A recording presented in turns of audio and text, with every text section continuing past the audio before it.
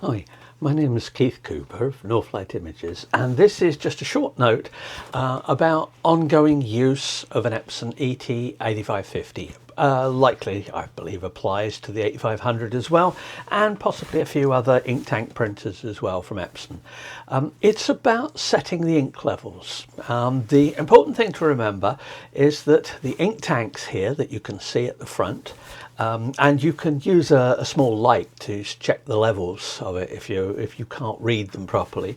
The printer doesn't have any way of actually knowing how much ink is in those tanks. So when you look at the web display for the printer, and this is it, those levels may not match the actual amounts of ink. Now, where that's a problem potentially is if the printer thinks, and it bases this on amounts of ink used and various things like that, if the printer thinks that there is ink in a channel here in one of the tanks and prints and there isn't any ink in here, then that can potentially cause issues. You can get air into the system.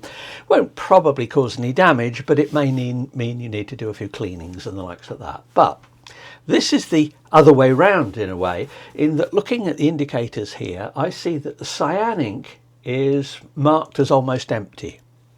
Now, when I look here, I see that the cyan ink is actually near the first level. So it's low, I've got to get a spare, I'll top it up. I've looked at that. But what I can do is set the ink levels. And this is worth doing every few months, just to have a look at your printer. Look at the levels here. Look at the levels displayed on your driver or on the web page for the printer, and match them back up. And you do that via the maintenance menu here. And what I've got here, just try and read this the right way around. Now I can set the levels, and there is in the maintenance menu, there's an option here, it says ink level setting. So I press that, ask me if I'm sure we're going to proceed with that, and it shows me all the inks. Now the only one I'm going to set here is the cyan, because that's the one that's wrong. So I just click on cyan, and here is a little indicator level. Now there's a help here that shows you about doing it, but what I can do is I can just move up the levels, press the plus button there, and the level is now matching what it is here, and I can just go complete, and that's done, and that's okay, that's been set.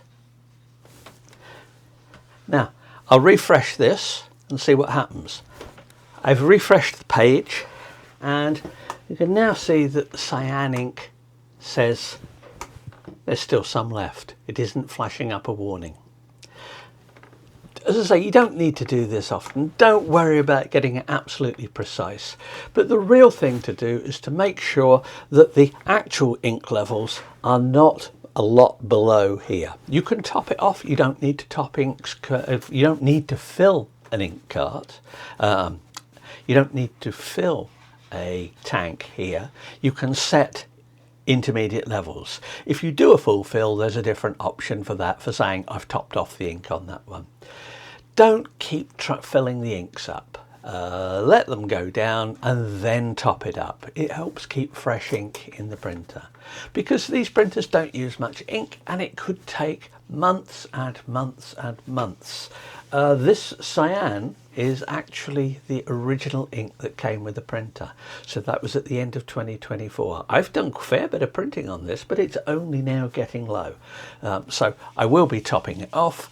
Make sure you get the right inks, because if you put the wrong inks into a printer like this, you're going to cause problems. I know somebody asked me about it because they'd mixed black inks, they'd put the wrong black ink. Unfortunately, if you can't drain it out somehow, you're going to have to run it through. It causes problems. Inks don't like getting mixed. Don't put third-party inks in.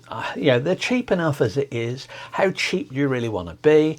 I would never put third-party inks into this. Maybe if I was converting it to black and white, something like that, but that's an entirely different option. So really, there it is. That's how to do it. Just a quick note, if anyone wants the ICC printer profiles for this, At the moment, our website has issues. However, the file downloads are there. So if anyone wants the ICC printer profiles for this, and there are well over 100 of them I've made, just drop me an email. I'll put it in the notes for the video. So thanks for watching, and hopefully that will help you keep your printer happy. Thanks. Bye.